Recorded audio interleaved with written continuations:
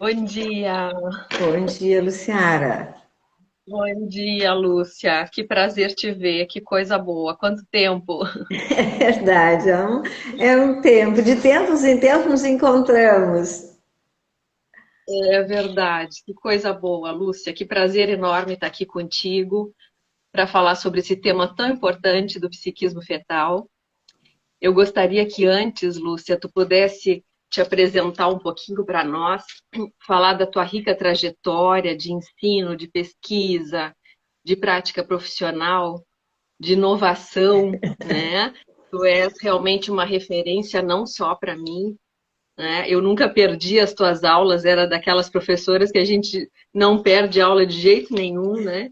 Foste referência, estás formando até hoje muita gente, né? O teu comprometimento ético, profissional com a psicologia realmente é necessário, importantíssimo e um grande exemplo para todos nós. Então, eu queria te convidar para te apresentar, falar um pouquinho do início da tua trajetória, como é que aconteceu tudo isso, para que a gente possa te conhecer um pouco melhor. Então, depois nós vamos abordando devagarinho o tema do psiquismo fetal. Estás me ouvindo bem, Lúcia? Tô. Tô bem.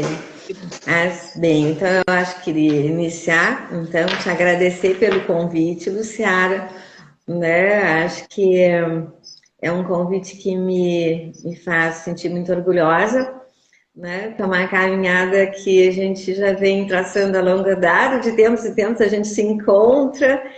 E acho que esse é um momento assim, né, até pelo tema que tu propôs, fez com que eu também tivesse contato e retomasse questões já antigas minhas, né, atuais, mas tem algumas já mais antigas de caminhada. Então, com certeza foi um prazer. E eu queria também, né, dizer a todos aqueles que nos assistem, né, o quanto eu gostaria de parabenizar o interesse das pessoas por esse tema. É um tema que a Luciara é que fez, né, a proposta, que eu achei muito interessante. E assim, num dia de domingo, né? E ter essas pessoas interessadas, né? Vocês aí interessados no psiquismo fetal. Esse psiquismo que está, né, numa etapa anterior ao parto. Então, eu queria deixar esse registro e colocar bem um pouco sobre esse estudo que vem, né, sendo construído da fase zero do desenvolvimento. Acho que esse é um ponto importante e também pensar para fazer um pouco a resposta, dar um pouco a resposta das questões ali que a Luciana trouxe, também pensar que esses são os menores de todos os nossos pacientes que nós vamos trabalhar hoje, né? Eu acho que esse é um ponto importante. E o quanto eles tão pequenininhos nos ensinam tantas coisas. E estão por nos ensinar ainda muitas, com certeza. Ainda estamos, eu diria assim, engatinhando. Né? Então, acho que esse é um ponto. O que, que eu trago para vocês, né, contemplando um pouco a ideia assim, da Luciana de trazer a minha caminhada, alguns aspectos. Eu vou começar pensando, né, acho que o tema central, que é psiquismo fetal, ele me acompanha um pouco antes do mestrado, mas certamente foi no mestrado que eu mais me dediquei, na medida em que eu trabalhei com a ultrassonografia obstétrica e muitas pessoas assim que eu tenho grande apreço contribuíram para que o meu mestrado pudesse acontecer sob esse ângulo. A ideia, né, do mestrado era exatamente ver o quanto a ultrassonografia obstétrica aproxima a mãe, não só a mãe, né, mas enfim, todo o contexto, mas a mãe em especial, do bebê real. Então, entre o imaginário da mãe e o bebê real, a ultrassonografia, ela faz essa aproximação, principalmente hoje em dia, na época que eu fiz mestrado não era tão sofisticado, já tinha uma boa evolução, né? Mas com certeza hoje tem muito mais, né? A contribuir nessa visibilidade do bebê mais próximo do real, né? São praticamente praticamente uma fotografia, né? E todo o contexto já começa a, vamos dizer assim, a participar desse nascimento, né? Porque a ultrassonografia, ela transita, né, por toda a família, né?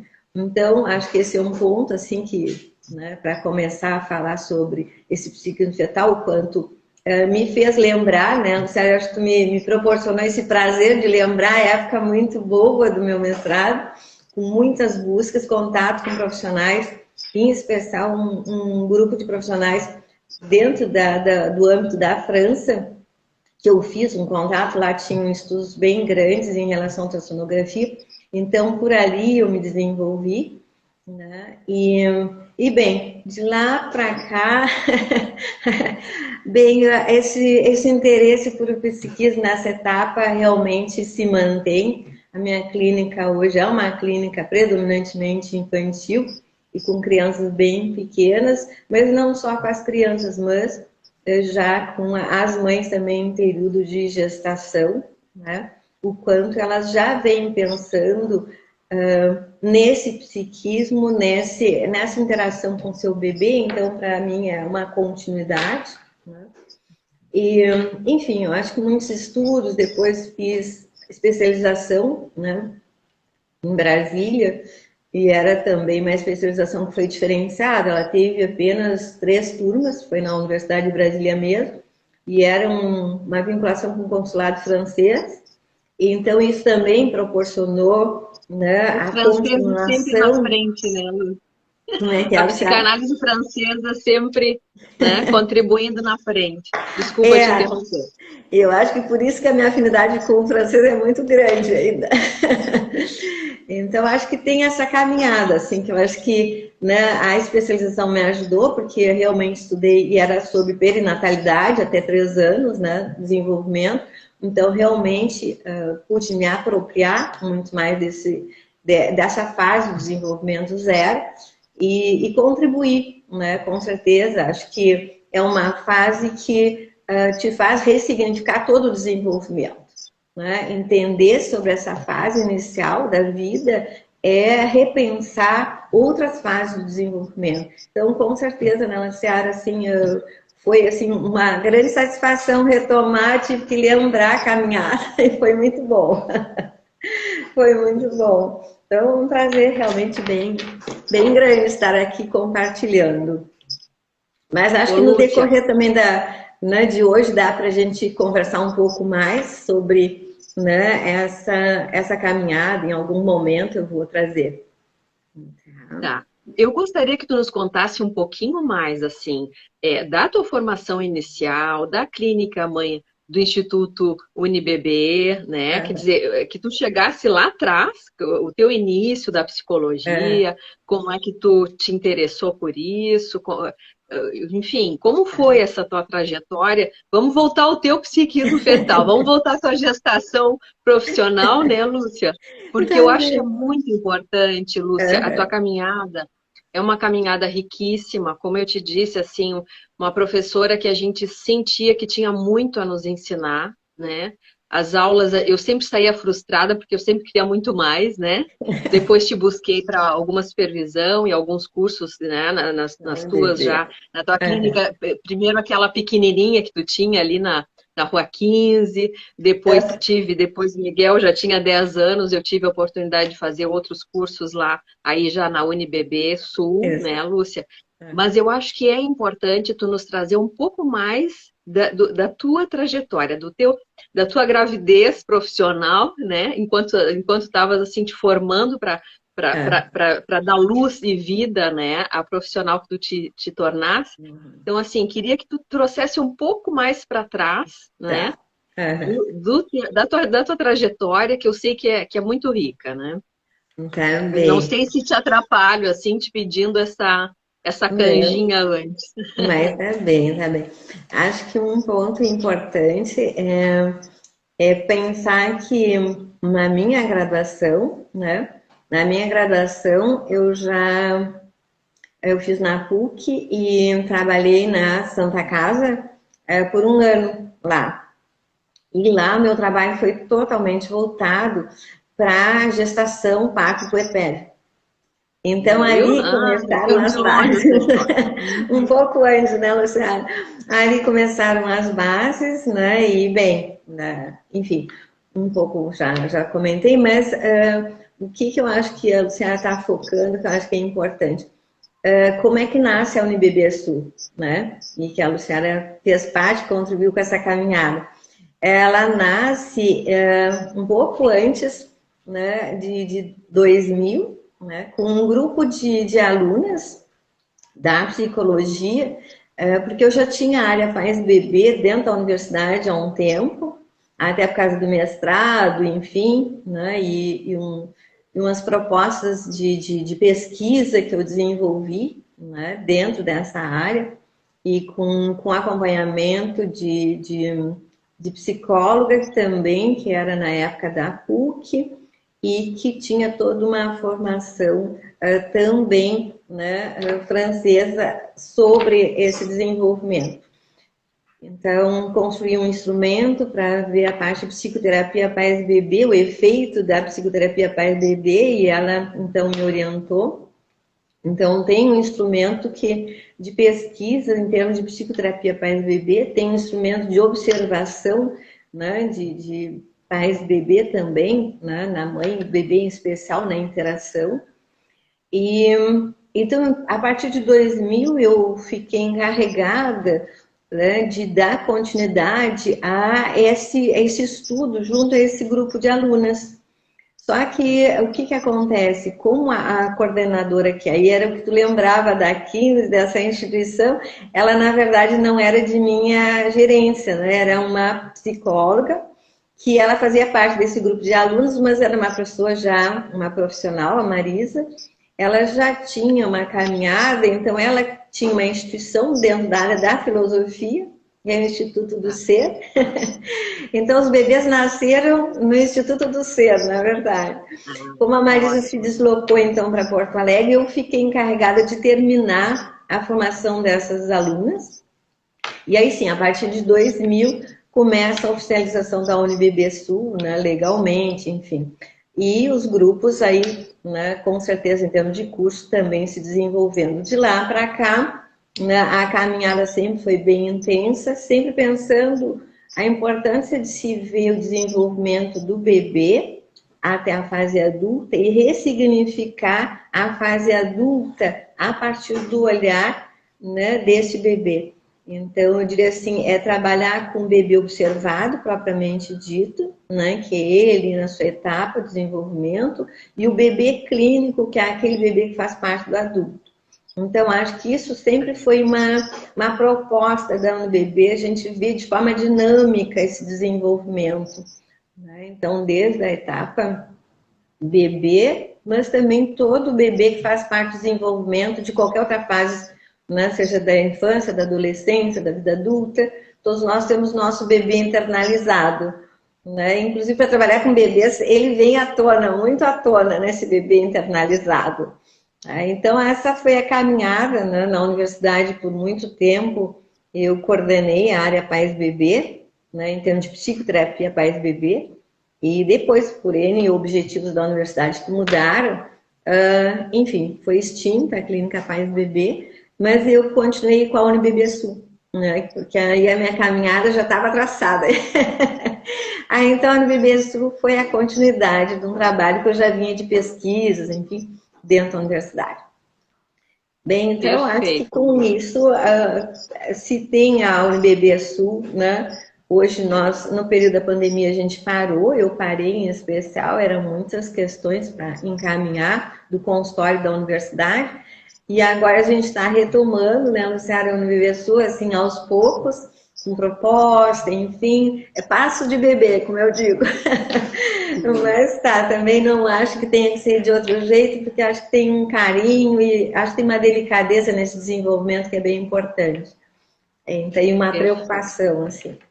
Então, né, por aí a UNBB se desenvolveu e tu participou, né, contribuiu com a tua caminhada também aqui na UNBB, então é sempre muito Eu bom. não sei se eu não sei se eu participei ou se eu atrapalhei, né, Lúcia? Porque eu tinha uma sede de fala. O Miguel já tinha 10 anos, foi o primeiro curso que eu consegui. realmente saí de Jaguarão para fazer, né?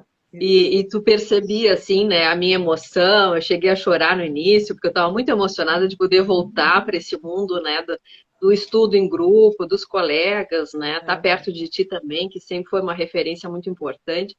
Então, eu guardei com muito carinho aquele curso que eu fiz naquela época, porque realmente foi um momento que eu comecei a poder me interessar mais pelas questões da psicologia fora de Jaguarão, né? O Miguel já, meu filho, um pouquinho maior, então a gente já começa a conseguir voltar ao mundo normal, né?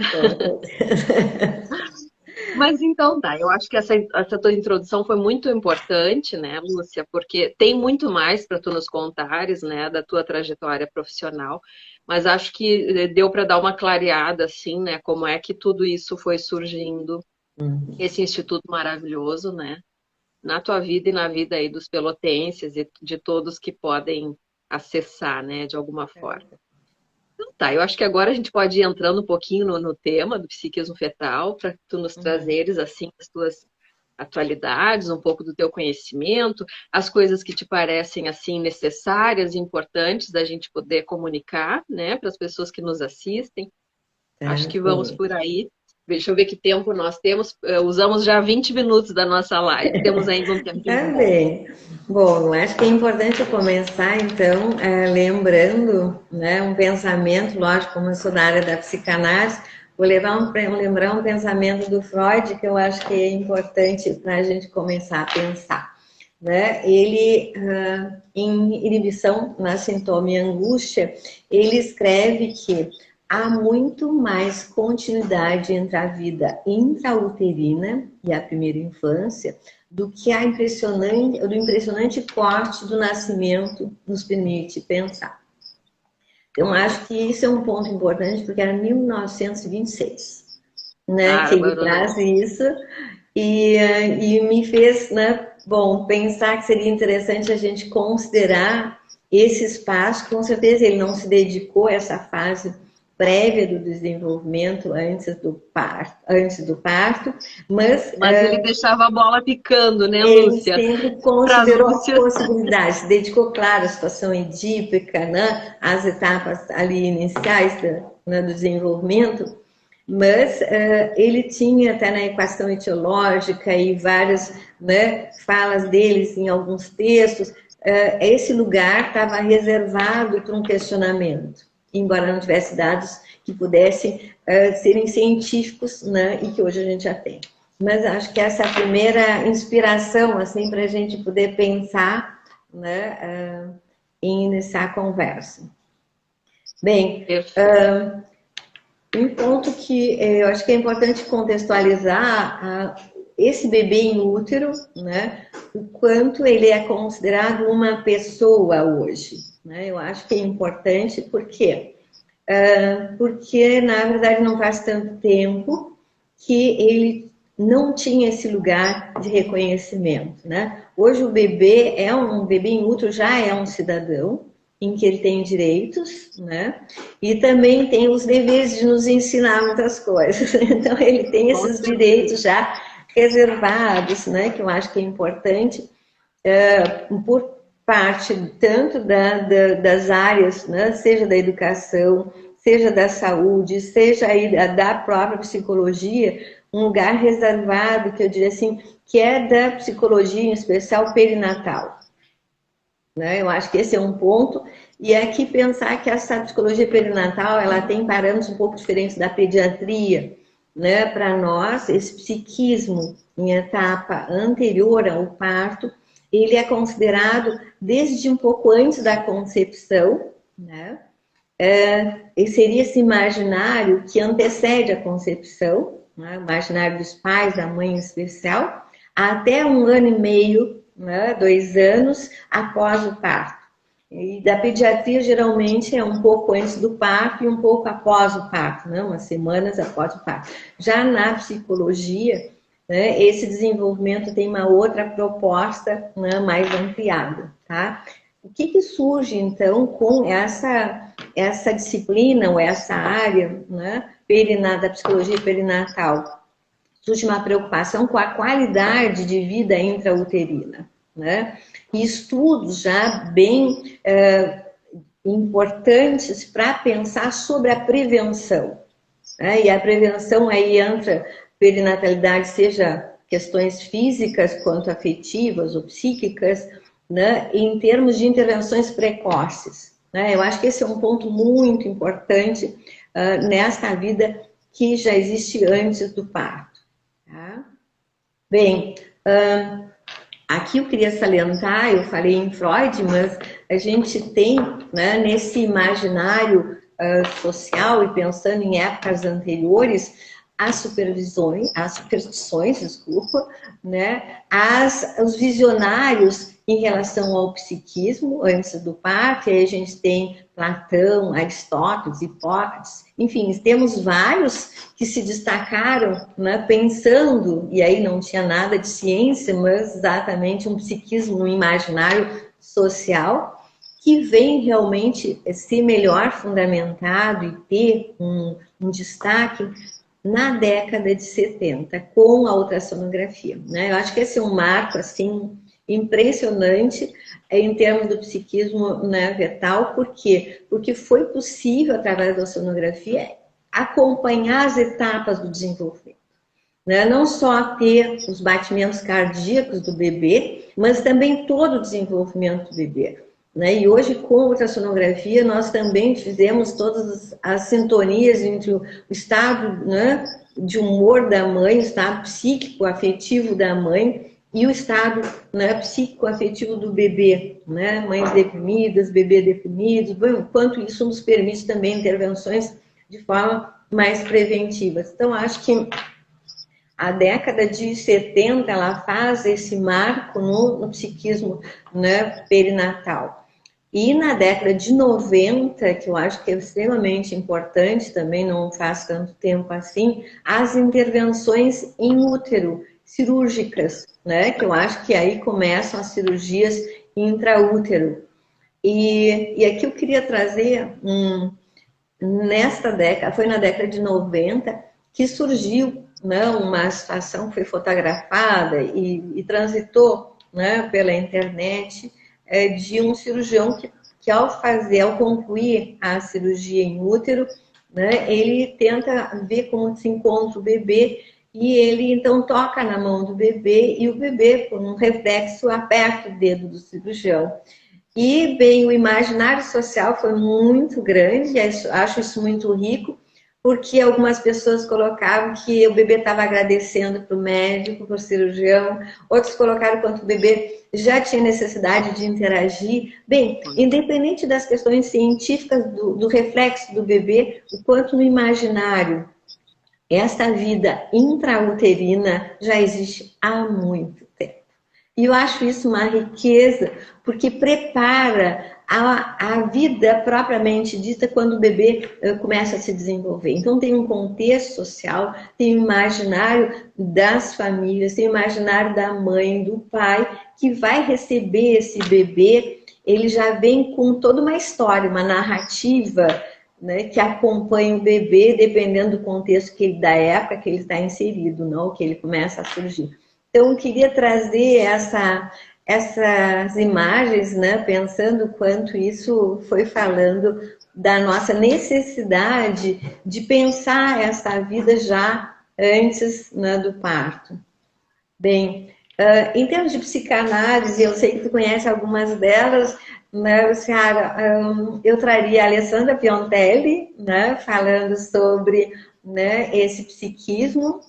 Todas da década de 90, elas trazem, então, Alessandra Piontelli, Joana Wilhelm e a Romana Negri, né? Acho que todas elas vão fazer uma contribuição bem importante na década de 90.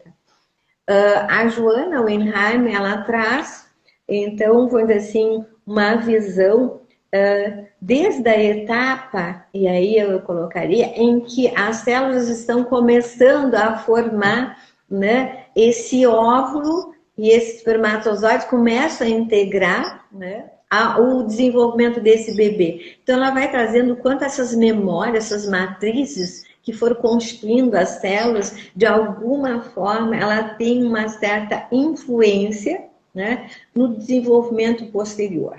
Tá? E aí ela traz, inclusive, ela tem um dos trabalhos dela, foi até dentro de um simpósio de psicanálise, ela fala sobre o trauma da concepção, né? O Otto Rank trouxe o trauma do nascimento, né? E ela traz o trauma da concepção. E ela relata um caso de um paciente adulto em que ela faz uma relação com vivências intrauterinas, né? Acho que ainda é bastante incipiente dentro da psicanálise, embora Freud desde 1926 já trazia Alessandra, Joana e Negri contribuíram, mas acho que existe ainda uma caminhada a ser desenvolvida de forma mais significativa nessas etapas. Bem, a Alessandra, ela, na verdade, ela trabalha com 11 bebês, sendo que alguns deles, né, são gêmeos, e ela então constata via ultrassonografia o quanto existe comportamentos e reações dos bebês que antes do parto se fazem presente e depois do parto há uma continuidade. Isso é bem importante porque em um dos casos os pais até pedem para ela tratar a criança estava um pouquinho maior já, e ela, então, reforça a hipótese dela, dessa continuidade, até através desse caso.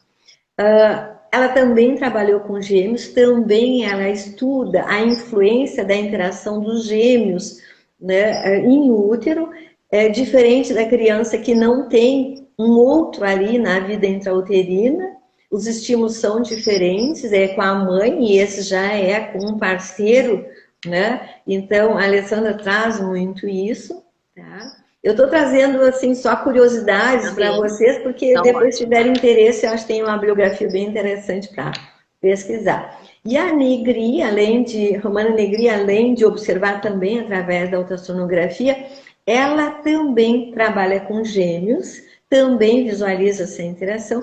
E uma coisa muito rica da Romana é que ela identifica o lúdico, o brincar da criança na etapa ainda intrauterina, né? Quando a criança, aí esse lúdico ela viu muito ligado à placenta da criança, então empurrar com os pezinhos, com a mãozinha volta e faz de novo esse movimento, algo bem sincrônico, como uma brincadeira. E ela faz vários estudos também acompanhando via ultrassonografia. Acho que aqui a gente tem, assim, 3, né, psicanalistas bem dedicadas, e o que eu queria salientar para vocês na década de 90.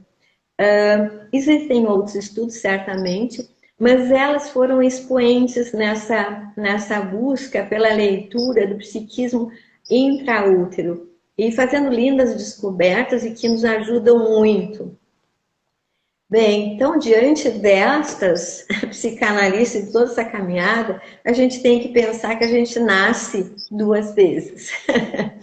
Uma na concepção e a outra no parto. Eu acho que a gente tem que pensar nessas 2 etapas, né? Acho que existe todo um contexto intrauterino, existe toda uma competência sensorial, né, dos bebês, que faz com que a gente tenha que realmente olhar esta vida antes do parto e, inclusive, identificar, que eu acho que é muito importante, a subjetividade existente já nessa etapa. O quanto tem que se olhar cada sujeito, cada paciente intraútero, cada pacientezinho, ele tem um lugar. A gente sabe que dentro da psicologia isso é bem próprio, mas temos que pensar isso intraútero. Também já começam a aparecer as singularidades nessa etapa. Tá? E aqui, então, eu queria lembrar um pouco desse desenvolvimento, e eu vou colocar em linhas gerais, né, pelo nosso tempo, mas eu acho que já ilustra o quanto o paladar e o olfato e o tato, em torno das 14 semanas, 3 a 4 meses, se desenvolvem, né? E a audição e a visão em último estágio, né? Que é a visão em 28 semanas, mas a audição 25, 26 semanas, já estão em seu processo de registros, né? Em termos desse sensorial, entre a vida intrauterina, né? E esse habitat útero, né, que vai sendo comunicado via mãe para o bebê, né, o mundo externo e o mundo interno. Então, com certeza, essa membrana uterina permite com que o bebê comece a fazer parte já de um contexto e sincronizar, que aqui é um dado bem importante, ele já começa a tentar sincronizar com a ritmicidade materna desde essa etapa, até porque ele já está com todos os sentidos dele, né, bem desenvolvidos. Então, o que a gente pode pensar? Que desde a 17ª semana, esse bebê já está em condições de estabelecer uma interação, né, com a figura materna, com essa mãe, com o contexto. E aqui eu salientaria, né, uma sincronia já incipiente e com sentido, né? Também já começa de forma muito incipiente, esses sentidos a fazer uma direção para o bebê, tá? A dar uma direção para o bebê. Bem, lembrando que, então, na 20ª semana, eles já soluçam, abrem, fecham a boquinha, movimento. A 20ª até 38, 39 semanas é uma riqueza, né, desse bebê. Acho que um ponto importante aqui é que na 24ª semana, o quanto ele já existe aqui, quando eu falar da singularidade, algumas posições que cada um deles tem preferência, né? Isso é importante porque muitas vezes a gente vai ver essas posições depois na vida pós-parto, né? Enquanto isso é uma identidade desse bebê que já na vida intrauterina se registra, essas posições já vão fazendo parte, né? Também o sono, né? Na 23ª semana, esse soninho já vem acompanhado com incipientes registros, né, supostos, mas todos realmente, né, com alguma base em termos de estudos, de sonho também, pelas reações do bebê, se são sonhos mais prazerosos ou não. Claro que os sonhos eles não vêm com imagem, né, como bem nós temos, né, mas existe os registros sensoriais. E a gente sabe que também na vida pós-parto, seja na infância, na vida adulta, esses registros sensoriais, eles muitas vezes nos comunicam. Está acontecendo no ambiente, a gente sonha com eles. Eles fazem parte, né, dos nossos sonhos. Então, pensar que o inverso também faz parte, né? De alguma forma, quando se está numa vida intrauterina, o externo vai também fazer parte, né, nessa etapa mais incipiente. Então, esses sonhos vêm permeados de sensações, de registro de sensações. Tá? Então, é diferente do sonho, claro, pós-parto. Bem, aqui, então, vamos pensar que esse habitat é a sua primeira morada, a morada do bebê. Pensar que ali é o primeiro berço do bebê, é no útero, né? Acho que aqui tem a temperatura, que a gente tenta depois, tem o conforto, que a gente tenta depois, quando o bebê nasce, procurar um bercinho adequado, colocar ele em um conforto adequado, a temperatura adequada. Exatamente esse berço uterino, ele tem essa continuidade, né? Quando é possível, e a preocupação de se dar essa continuidade para que o bebê mantenha essa experiência do habitat. Um ponto que eu acho que nessa experiência do habitat vai se fazendo presente é também as questões, vamos dizer assim, de que nesse imaginário, né, que eu comentei inicialmente, mental, né, do grupo do contexto, né? O quanto, de alguma forma, vai surgindo o que a gente chama as fantasias, né? O filho fantasiado, o filho imaginário e o filho real. O que eu quero trazer para vocês?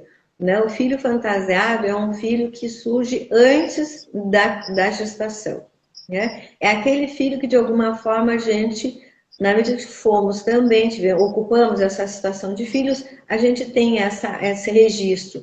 Bem, podemos querer ter filhos, podemos não querer ter filhos, mas esse registro existe e pensamos sobre isso. né? O filho imaginário já é o filho que faz parte da gestação, já houve a concepção e a mãe começa então a imaginar. E o filho real é o filho pós-parto, né? Então, existe uma aproximação psíquica a esse filho real. É claro que aí entra a capacidade da mãe, né, de poder, a capacidade aí psíquica, né, dependendo do que ela está vivendo, uma aproximação maior desse filho real, né, pós-parto. Às vezes, pelo psiquismo dela, não é possível essa aproximação tão eficiente, né? Então há um impacto maior no parto. E aqui que eu queria trazer para vocês, né, é que esse parto ele vem com um marco também nesta sincronia, né? Por quê? Porque, na verdade, tudo aquilo que a mãe fantasiou e imaginou vai entrar em contato com essa realidade. Se ela estiver mais aproximada da realidade, mais fácil a adaptação. Se ela estiver mais distanciada psiquicamente dessa realidade, do filho real, bem, a sincronia também é mais difícil. Tá? Aqui eu quero falar sobre isso porque acho que é muito importante a gente considerar esses impactos que às vezes o parto gera, né? Lembrando que muitas vezes tanto as psicoses gestacionais quanto as psicoses puerperais, elas vão acontecer perto do parto. Porque exatamente essa realidade está se aproximando ou já a mãe já teve contato, então seria no caso a psicose puerperal. Tá? Mas geralmente nós temos as psicoses em torno do parto porque é um marco, né? Se existir alguma fantasia, bem, é pós-parto que isso pode vir, né, com mais facilidade à tona. E eu queria também salientar para vocês, que eu acho que é inevitável, falamos um pouco do bebê e estamos começando a entrar em contato com o psiquismo materno, para que a gente possa também pensar que não só quando o Winnicott traz, né, na medida que um bebê só não existe, né, ele fazendo a referência da mãe, também em útero temos que pensar que um bebê só não existe, né? Que esta mãe, né, ela também já está criando dentro dela um espaço psíquico para esse bebê.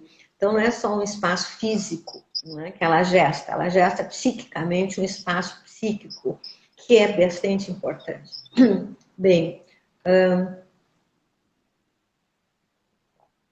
o que eu trago aqui para nós pensarmos é sobre a fantasia materna.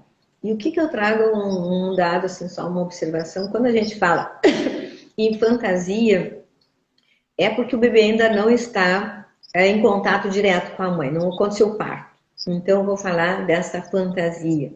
E a riqueza do psiquismo materno nessa época, que eu acho que às vezes não é dado todo o valor e o reconhecimento sobre esse momento, até porque é muito frequente as mulheres estarem grávidas, então isso passa meio que né, batido no sentido de singularidade.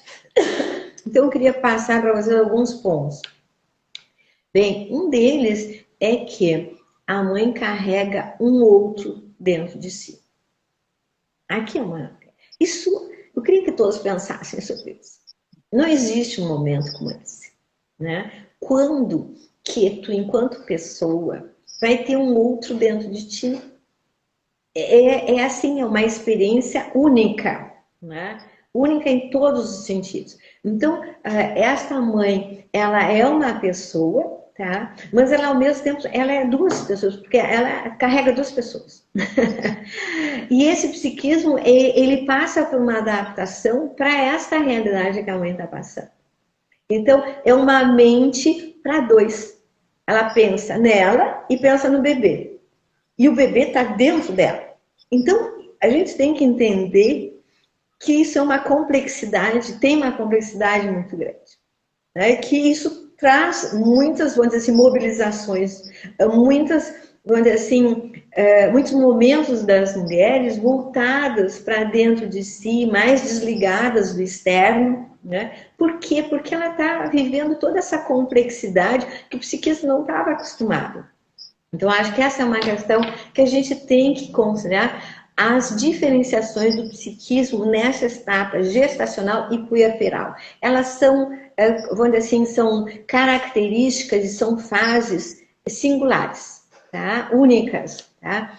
Isso faz com que a mãe, nesta diferenciação do seu psiquismo, faça com que ela também se volte muito mais, não só para ela, mas também para o psiquismo do seu bebê, que está sendo gerado, né, a partir dela, tá? Budlovsky, que é uma psicanalista, ela traz que nesse período há uma transparência psíquica, né? Comenta bem, tudo está à flor da pele. Isso é importante porque, às vezes, nesse período, algumas vivências que a mãe teve e que até então não foram mobilizadas, nesse momento são mobilizadas. Então, são vivências que estavam muito no inconsciente, estavam de alguma forma adormecidas. Neste período, elas vêm à tona. Até porque é um momento em que a mãe, né, deixa, aqui uma frase bem importante da Budlovsky, ela deixa de ser, né, filha de seus pais para se tornar mãe de seus filhos. Essa é uma mudança de referência, de posição afetiva, social, enfim, que implica uma readaptação e uma crise identitária muito forte. E que a gente tem que considerar essas, vamos dizer assim, reações que vão fazer parte desse período. A gente tem que considerar a singularidade, entender esse momento, embora seja muito comum, faz parte da humanidade, as mulheres terem seus filhos. Mas o nosso olhar não pode, vamos dizer assim, banalizar essa situação. Por mais que seja frequente que a gente saiba que faz parte da natureza humana. Tá? Bem, aqui eu trago alguns dados também, né, que eu acho que é importante, né, o quanto essa influência né, psicoafetiva da mãe em relação ao bebê é importante até por questões hormonais. Mas temos que considerar que as questões, né, que muitas vezes invadem a mãe psiquicamente, elas também, eu diria assim, contaminam o bebê em útero. Né? Então, quanto preservar a mente da mãe, ajudar a mãe a criar sua barreira protetora nesse período, diante de tantas adversidades da época atual, até tivemos as questões do Covid bem intensas, né? O quanto essas mães tiveram que se desdobrar em termos de recursos psíquicos para proteger a si e a seu bebê. Então, aqui é muito importante, né? Eu digo assim que foram umas guerreiras as mães que engravidaram nesse período. Tá? Bem, então eu queria colocar essa influência que existe entre o psiquismo materno e o psiquismo do bebê, já que temos toda uma conexão muito íntima aí. Tá? Bem, pensando no contexto um pouco mais amplo, pensar que existem também as fantasias paternas, não esqueçam isso, não é? É diferente porque o homem não carrega um bebê dentro dele, né? Ele não passa pelas mudanças hormonais que a mãe, então tem uma grande diferenciação. Então a gente também tem que respeitar esse time do pai, que é diferente do time da mãe. E acho que é importante também pensar o quanto vem carregado de fantasias. Né? Essas fantasias dos pais têm a ver com o fato de que ele, de alguma forma, também entra em contato com a condição dele de filho e agora com a condição de pai. Então, essa reorganização gera também muitos conflitos, né? Muitos homens, né, têm dificuldade de fazer essa adaptação. Alguns levam mais tempo, outros menos tempo, né? São tempos diferentes entre eles, inclusive. Alguns, esse lugar de muitas vezes ter o centro da parceira nesse momento, ao se desestabilizar esse centro, eles se perdem, porque é um bebê agora que vai ser o centro. Por sua vez, as mães também, às vezes, se perdem porque ficam totalmente voltadas para um ser que depende delas, a sobrevivência depende. Então, às vezes, há uma, vou dizer assim, de sincronia, né, nesses times e que a gente tem que cuidar para ajudá-los a ir ajustando, né, a mãe e o pai desse bebê nessa criação de espaço psíquico do par, tá? Bem, o que eu trago para vocês é o quanto nós temos pautados no imaginário, né? Não só da mãe, mas de um contexto todo. Temos avós, temos, enfim, amigos. O bebê, ele nasce nesse contexto. Isso já faz parte, desde a vida intrauterina, esse contexto mais amplo, esse habitat. Bem, eu sei que estamos num tempo elevado, aí o Ciara me diz, porque, claro, né, estou por ti para a gente pensar. Eu sei que o tempo está um pouco, enfim, correndo, né? O que eu vou fechar, assim, tá, Luciana? Alguns detalhes para a gente pensar, que eu acho que é importante. Nestas contribuições que a ciência, né, foi desenvolvendo para a vida anterior ao parto, além da ultrassonografia, os prematuros nos ajudaram muito. Não, os prematuros, eles foram assim os nossos primeiros sujeitos, assim, fora, né, a vida intrauterina, quando os prematuros nascem, eles também ensinam muito aos cientistas sobre essa vida. Muitas pesquisas foram realizadas também a partir dos prematuros, já que eles deveriam estar ainda em útero e já estão fora do útero, então possibilitaram. Então, aqui nós temos também os nossos primeiros sujeitos, pacientes que contribuíram, né, para essa interação entre a mãe e o bebê.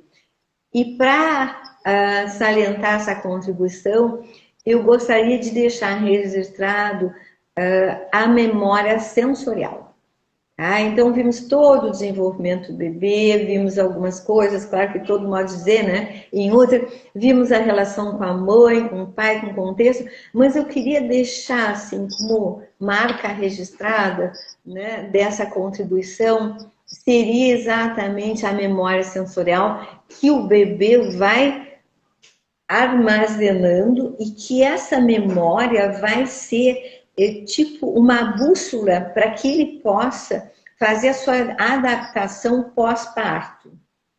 E eu queria, né, eu vou fazer uma mudança aqui, passar para os meus questionamentos já para ir fechando, tá?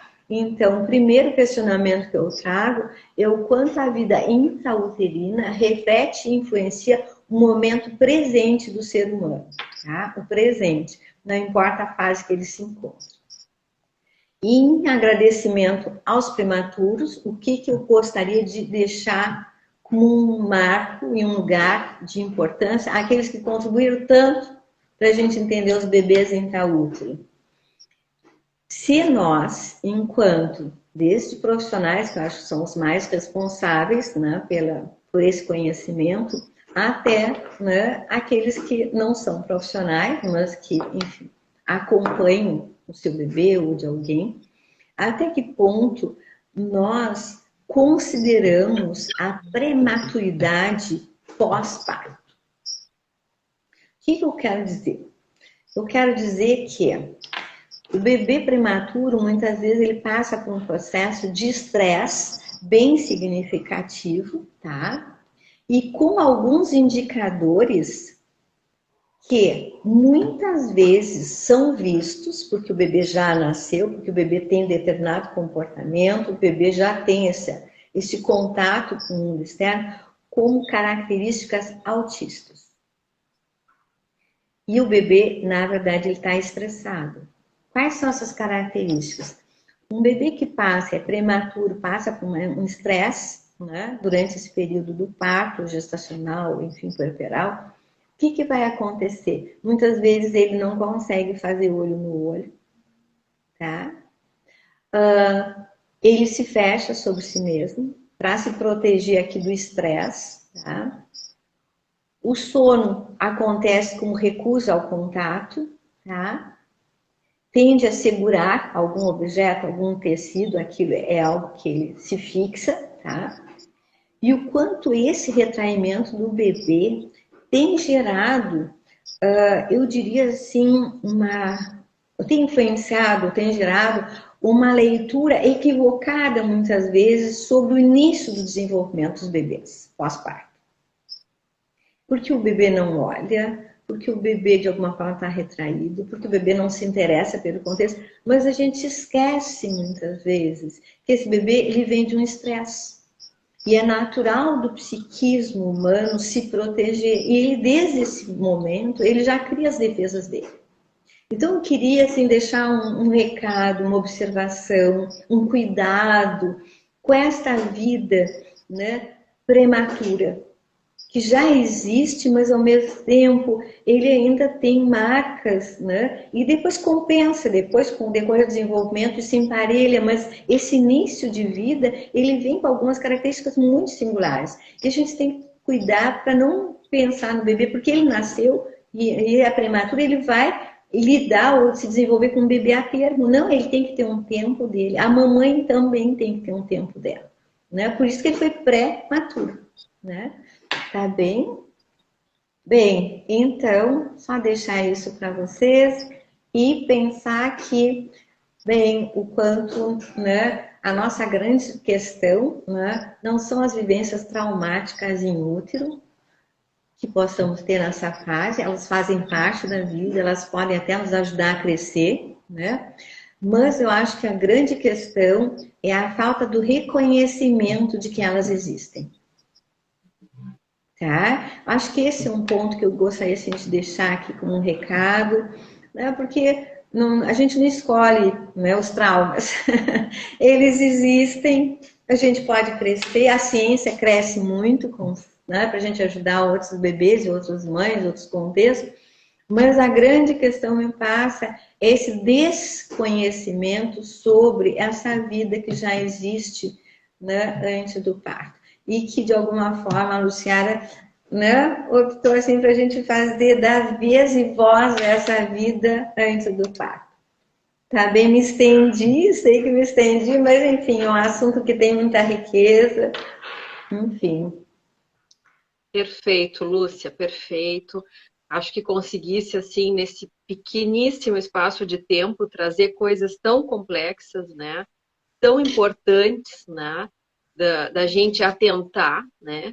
Para a gente poder realmente conseguir lidar com essa fase tão importante, tão necessária do psiquismo e do desenvolvimento humano, né? Da forma mais apropriada possível, né? A gente sabe que cada gravidez é uma, cada momento que, né, que a mãe, por mais que tenha tido mais de um filho, ela teve aquela gestação num determinado momento, numa determinada fase, ela estava, como tu estava trazendo tão bem, a importância desse contexto social, né, que vai interferir no imaginário da mãe, nas fantasias da mãe, né, e quando ela se depara com a realidade, como é que ela vai conseguir organizar toda essa complexidade psíquica, né, para poder atender à complexidade psíquica do bebê, né?